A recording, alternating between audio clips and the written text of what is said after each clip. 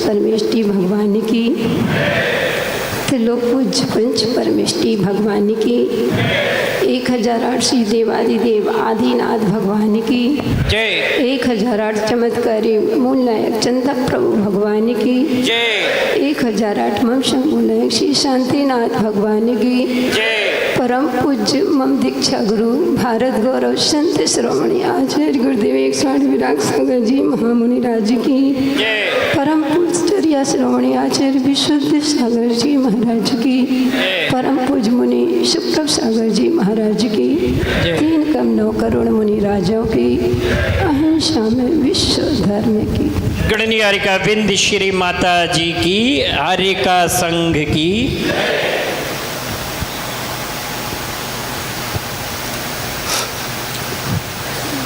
मन में अब उल्लास नहीं, गुरु हमारे पास नहीं। मन में अब उल्लास नहीं, गुरु हमारे पास नहीं। बीच भंवर में छोड़े हमें, कहाँ गए वो पता नहीं। बीच भंवर में छोड़े हमें, पता कहाँ गए वो पता नहीं। गुरुवर की बातें हो गुरुवर की बातें हर पल याद आए रे। जीवन उड़ती हुई पतंग कब कट जाए रे। जीवन उड़ती हुई पतंग कब कट जाए रे। घटना दुर्घटना हो घटना दुर्घटना कब क्या घट जाए रे। जीवन उड़ती हुई पतंग कब कट जाए रे।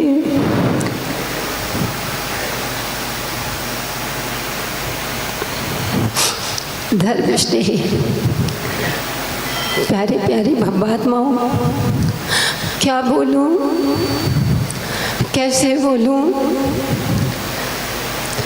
मेरा तो साहस ही नहीं होता है। कभी भी मंच में बैठते थे, बड़े हर्ष के साथ बैठते थे। कोई भी अच्छे कार्य होते थे, मन में आनंद होता था क्योंकि गुरु हमारे पास थे।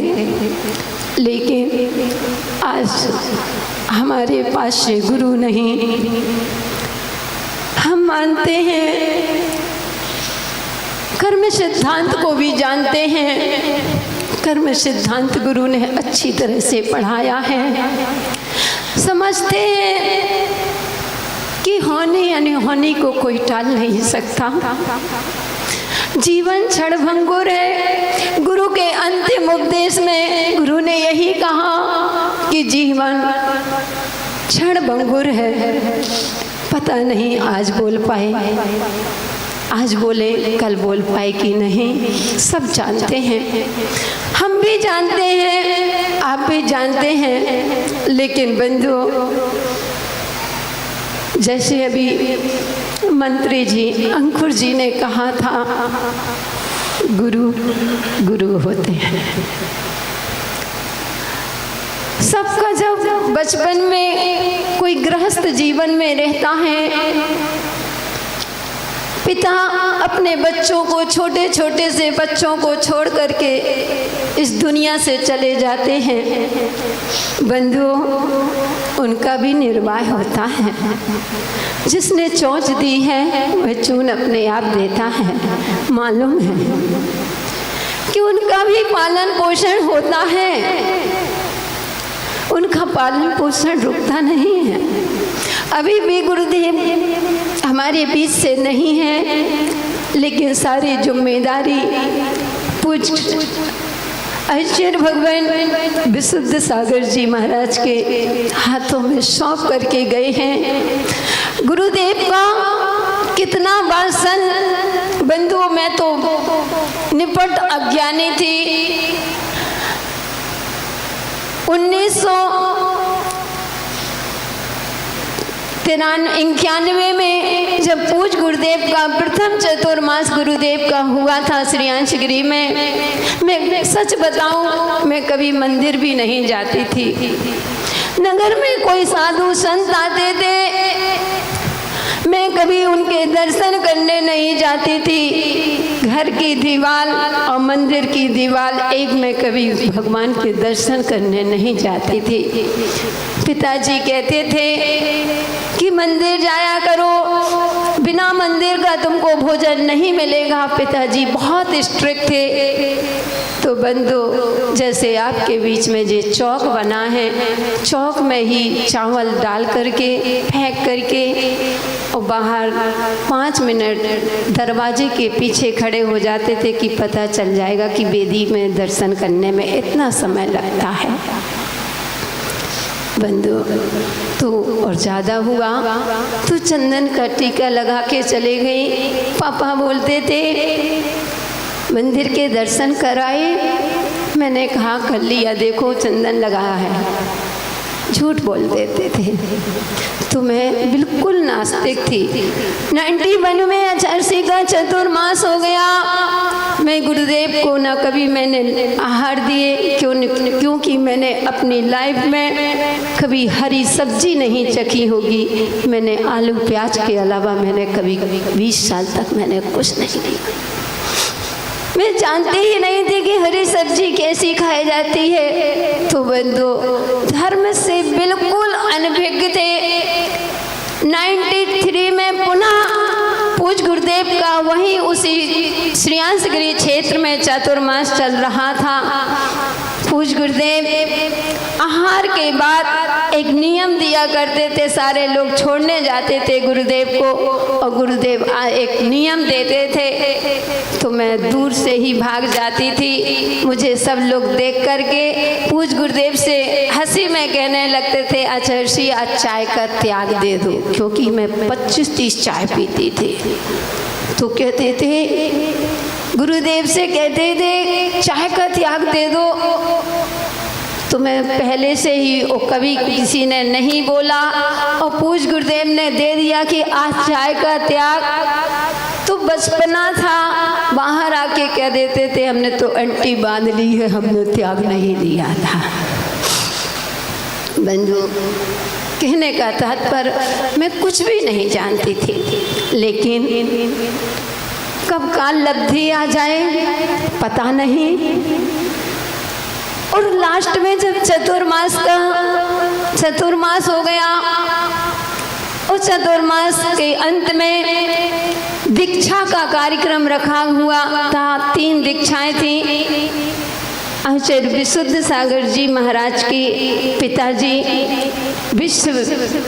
विश्वजीत सागर जी महाराज, वर्तमान में जो आज जिन्होंने इतने विधानों का सृजन किया, परम पूज्य आचार्य विशेष सागर जी महाराज और एक विपुल सागर जी, 3-4 महाराज थे, मुझे पता नहीं, ऐसे 3-4 दीक्षाएं थी। विमुक्त सागर जी महाराज और विपुल सागर जी महाराज, 4 दीक्षाएं थी। तो उस दीक्षाओं के बीच में जब मेहंदी का कार्यक्रम आया तो आचार्य विशेष सागर जी महाराज ब्रह्मचारी अवस्था में थे। उन्होंने कहा जो ब्रह्मचार्य व्रत लेगा उससे हम मेहंदी लगवाएंगे, नहीं तो मेहंदी नहीं लगवाएंगे। अब मैंने सोचा, ये नहीं जानते थे ब्रह्मचार्य व्रत क्या होता है, कैसे लिया जाता है, इस मार्ग में निकला जाता, मुझे कुछ भी पता नहीं था। बस शौक था मेहंदी लगाने का, तो मैंने कहा कि हम लेंगे व्रत। और जैसे ही हम पूज्य गुरुदेव के पास पहुँचे, व्रत लेने को हुए, हमने कहा गुरुदेव हमको ब्रह्मचार्य व्रत लेना है। जानते नहीं थे, लेकिन कह दिया ब्रह्मचार्य व्रत लेना है। तो गुरुदेव खुश हो गए। वो दृश्य याद आ रहा है, गृहस्थ जीवन के इस पुद्गल के पिताजी उस समय समाज के मंत्री थे। वहाँ पर श्रीयांशगिरी में सीढ़ियों का कार्य चल रहा था, तो पूज्य गुरुदेव खड़े होकर के देख रहे थे। तो गुरुदेव ने कहा, परिवार वालों से पूछा, हमने कहा नहीं, वो मना कर देंगे। बोले चिंता नहीं करो। वो गुरुदेव के बगल में खिड़की थी, तो पास में ही पिताजी दिख रहे थे, तो उन्होंने नाम लेकर के बुलाया, अंदर बुलाया। मैं ये बताना चाहती हूँ कि पूज्य गुरुदेव ने मुझे कैसे संभाला, कहाँ तक इस मार्ग में गुरुदेव ने कहाँ से कहाँ मुझे बिठाया। मैं अपने पूज्य गुरुदेव के उन उपकारों को आपके पास में रखना चाहती हूँ। तो गुरुदेव ने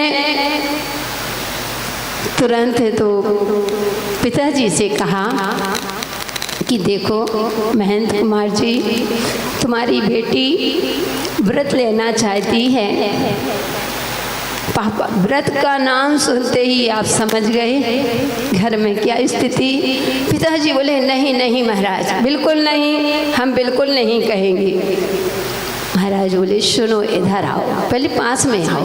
पिताजी पहुंच गए पास में, पिताजी का हाथ पकड़ा और बोले पहले ये बताओ तुम्हें अपने जीवन में क्या सुख है, तुमने संसार में क्या सुख देखा, क्या आपके जीवन में सुख है?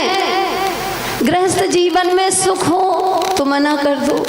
तो पूज्य गुरुदेव ने जैसे कहा, पिताजी कहते हैं महाराज मैं सब कुछ मानता हूँ, मैं मानता हूँ कि सच्चा मार्ग यही है, लेकिन मैं अपनी बेटी को व्रत लेने के लिए नहीं कहूँगा। ओ पिताजी निकल गए। ओ मैंने बिना पूछे, मैंने हाथ में श्रीफल भी नहीं था। आचार्य विशेष सागर जी महाराज उस समय ब्रह्मचारी थे, उन्होंने मेरे हाथ में बादाम रख दी कि लो चढ़ा दो गुरु जी के पास। वो मैंने वो बादाम चढ़ा दी, कायसर कर लिया। अब तो ये बात ऐसे फैल गई, एक भाई था, बड़ा भाई, बहुत ही मतलब उससे पूरा गांव नगर सब कोई डरता था। वो बाहर था, वो हम डर के पीछे चौका लगता था। हम वहीं श्रीयांशगिरी में रह गए, हम सलेहा गए ही नहीं, 7 किलोमीटर था, हम घर नहीं गए। परिवार की भाभी लोग थी, चौका लग रहा था तो हम वहीं सो गए। अब रात के भैया आया, उसने सुना कि तुम्हारी, सबने बताया तुम्हारी बहन ने व्रत ले लिया। सुबह से पहुंच गए, शाम के पहुंचा, सुबह पहुंचा गुरुदेव नहीं मिले, दोपहर को पहुंचा गुरुदेव नहीं मिले, शाम को प्रतिक्रमण के बाद भक्ति आनंद आरती हुई और भैया पहुंच गया। भैया ने महाराज वो मोहिनी कर्म के बसीभूत होकर के भैया ने महाराज को इतना उल्टा सीधा बोला कि मैं अपने शब्द से वर्णन नहीं कर सकता। इतने बुरे शब्दों से गाली और सब कुछ किया। अब तो मुझे लगा फिर भी गुरुदेव धन्य हो, उनकी मुद्रा शांत मुद्रा में मुस्कुरा रहे हैं। कोई होता तो रोष हो जाता, कह देते मैं थोड़ी कहता हूँ, आप अपनी बहन को ले जाइए, कुछ भी कह सकते थे। लेकिन पूज्य गुरुदेव सरलता के धनी, उनके अंदर गंभीरता और दूरदृष्टता थे। पूज्य गुरुदेव ने मुस्कुरा लिया और भैया तो निकल गया। हम गेट के बाहर खड़े थे, अब मेरी आंखों से आंसू निकल आए। अब तो महाराज हमको संग में स्थान देंगे ही नहीं, क्योंकि गुरुदेव कहेंगे जब तुम्हारे भाई लोग कुछ बोलने का मैनर्स नहीं है तो हम आपको कैसे रखें। अब हमको बहुत घबराहट होने लगी तो सभी लोग चले गए। निकलते हुए आचार्य श्री ने अपना कमंडल उठाया और लघु शंका के लिए जा रहे थे। मैंने दूर से ही डरते हुए गुरुदेव निकले, मैंने नमोस्तु किया। अंदर से डर था कि गुरुदेव को कैसे मुख दिखाए। बंधु गुरुदेव ने जो वो शब्द बोले अनीता जी बिल्कुल विकल मत करना कि मेरा भाई, देखो वो समझ गए कि इनको विकल्प है। कहते हैं अनीता जी बेटा बिल्कुल भी विकल्प मत करना, अगर तुम्हारी भावना कल्याण की है हम तुम्हारे पीछे ओले सोले सब कुछ सहन करेंगे, लेकिन बेटा तुम्हारा कल्याण जरूर कराएंगे। बंधु ऐसे पूज्य गुरुदेव उन्होंने मुझे बच्चों की तरह पाला। मैंने कहा कि मैं जब इस मार्ग में निकली थी मात्र नमोकार मंत्र बस बनता था, ये भी नहीं जानते थे कि चत्तारी मंगलम अरहंत मंगलम सिद्ध मंगलम, ये भी नहीं जानते थे। और जब गुरुदेव के साथ निकले, पहुँचे बीना में, पहुँचे एमपी में बीना जी, वहाँ बीना में गए। गुरुदेव के साथ चतुर्मास की स्थापना हुई।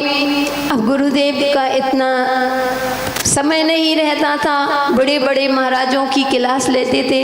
आचार्य विशुद्ध सागर जी महाराज वगैरह सभी लोग साथ थे, उनको पढ़ाते थे। कातंत व्याकरण गुरुजी पढ़ाते थे। और पंडित जी के लिए हम लोगों को बहनों को रख दिया था कि बहनें को पंडित जी पढ़ाएंगे, गुरुजी कितनी क्लासें लेंगे। और जब कातंत व्याकरण का एक सूत्र आया तो बहनें सभी लोग हम लोग बहुत मिलकर के रहते थे।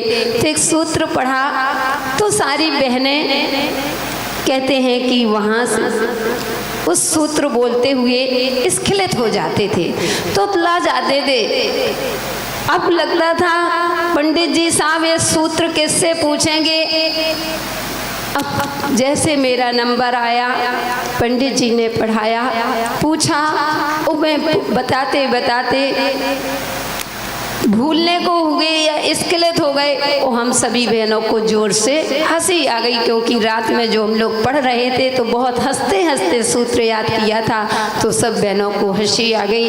पंडित जी को गुस्सा आया और पंडित जी ने लिया, क्लास बंद कर दी और बोले मैं ऐसे ऐसे लोगों को नहीं पढ़ाना चाहता, क्लास बंद। अब तो मेरे अंदर इतना डर बैठ गया कि गुरुदेव क्या कहेंगे, गुरुजी मुझे डांटेंगे। फिर पता चला कि थोड़ी पंडित जी ने हमको भी जोर से बोला। फिर पता आचार्य जी को पता चला कि आज क्लास बंद हो गई। तो पूछा क्यों, क्या बात है, क्लास क्यों बंद हुई। तो बड़ी दीदी थी तो उन्होंने कहा गुरुदेव कुछ नहीं, अब बच्चे हैं, छोटी छोटी बहनें हैं, याद नहीं होता है। वो मान लो कोई स्खलित हो गया तो बच्चे हैं छोटी छोटी, हम लोगों को नहीं, आचार्य से छोटी बहनें, 3 लोगों को हंसी आ गई। रात में भी खूब हंस रही थी, हंसते हंसते सो गए, वो हंसी आ गई। तो पंडित जी ने थोड़ा उल्टा सीधा बोला, तो हम ही लोगों ने मना किया कि पंडित जी अगर हमारी कोई भी बहनों को आप डांटोगे तो हम लोग नहीं पढ़ेंगे, हमको ऐसी पढ़ाई नहीं करना। पंडित जी ने ऐसा कहा, गुरुदेव को पता चला। गुरुदेव ने सामने पंडित जी को बुलाया और पंडित जी से कहते हैं पंडित जी शाम इधर आओ। गुरु के वो शब्द गुरुदेव कहते हैं कि पंडित जी सबसे पहले हमारी उन बहन से क्षमा याचना करो। अब पंडित जी इतने बड़े और मुझसे मैं सबसे छोटी, वो भी रंगीन साड़ी। हमने कहा वहाँ बैठे थे। गुरुदेव कहते पहले हमारी बहन से जिसको आपने गलत बोला है, तेज से बोला है, पहले आप उससे क्षमा मांगिए। पंडित जी आए, पंडित जी ने मुझसे क्षमा मांगी। मैंने भी पंडित जी से हाथ जोड़ लिए कि मुझे बहुत खराब लग रहा था। फिर गुरुदेव कहते हैं कि पंडित जी साहब ध्यान रखना, हमारे शिष्य अनपढ़ अच्छे हैं, लेकिन हम अपने शिष्यों को तिरस्कार से पढ़ाना नहीं चाहते। बंधुओं, किन किन गुणों का वर्णन करूं। पूज्य गुरुदेव ने मुझे इतना समझाया, इतना पालन, मैंने कुछ भी नहीं पढ़ती थी, याद नहीं होता था। गुरुदेव कह देते थे कोई बात नहीं माता जी, किसी से नहीं, तुम 5 गाथा याद करते हैं, आप एक गाथा याद करोगे ना, यानी इतना उत्साह। तो आज पूज्य गुरुदेव चारों अनुयोगों के दृष्टा, ज्ञाता दृष्टा थे, दूरदृष्टि थी। लोग कहते थे कि विमल सागर जी निमित्त ज्ञानी थे। तो हम पूज्य गुरुदेव से कहा करते थे, जब आचार्य विमल सागर महाराज की समाधि हुई, सभी लोग विमल सागर को जानते हैं कि दादा गुरु बड़े निमित्त ज्ञानी थे। तो मैं कह देती थी कि गुरुदेव कि विमल सागर जी आंखों से ओझल हुए, इसका मुझको गम नहीं। आचार्य विमल सागर जी आंखों से ओझल हुए, इसका मुझको गम नहीं, क्योंकि आज धरा पर देखो तो शिष्य गुरु से कम नहीं। गुरुदेव श्रीयांशगिरी में जब चातुर्मास कर रहे थे, हम लोग दर्शन करने गए। पहाड़ में आचार्य श्री आहार नहीं हुआ, पता चला केस लॉन्च कर रहे हैं गुफा में बैठ करके। वो हम लोग सभी लोग गए तो आचार्य श्री का वो हो चुका था केस लॉन्च। सभी ने नमोस्तु किया। गुरुदेव गुफा से 5वीं गुफा की ओर चले गए, हम भी पीछे पीछे जा रहे थे। इतने में एक जानवर बंदर आया। बंदर ने इतनी जोर से छलांग लगाई, मैं इतनी जोर से चीखी तो आचार्य श्री ने पीछे मुड़ करके देखा, क्या हुआ? तो मैंने कहा आचार्य श्री बंदर है। आचार्य श्री ने, माता जी बहन, जब माता जी नहीं थे, तुमको बंदर से इतना डर लगता है और तुम भविष्य में माता जी बनोगी, विहार करोगी, जंगल पड़ेगा, शेर, चीता, भालू आदि कितने जानवर मिलेंगे, फिर क्या करोगी?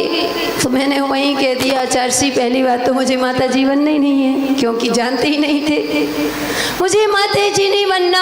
और मैं आचार्य श्री सबको सहन कर लेती, लेकिन मुझे बंदर से बहुत डर लगता है। लेकिन बंधु कहने का तात्पर्य व्रत भी नहीं लिया। और पूज्य गुरुदेव ने जब उस बंदर को देख करके कह दिया तुम भविष्य में माता जी बनोगे, तो आप बताओ क्या ये निमित्त ज्ञान से कम है क्या? विमल सागर जी को ऐसा निमित्त ज्ञान, हमारे गुरु जी को भी पूरा निमित्त ज्ञान था। ज्योतिष शास्त्र, आज ज्योतिष के अनुसार उनको सब चीजों का ज्ञान था। कहते हैं 17 तारीख को अभी हम लोग बनारस में थे, सलेहा पंच कल्याणक हेतु, 25 में पंच कल्याणक था। कुछ गुरु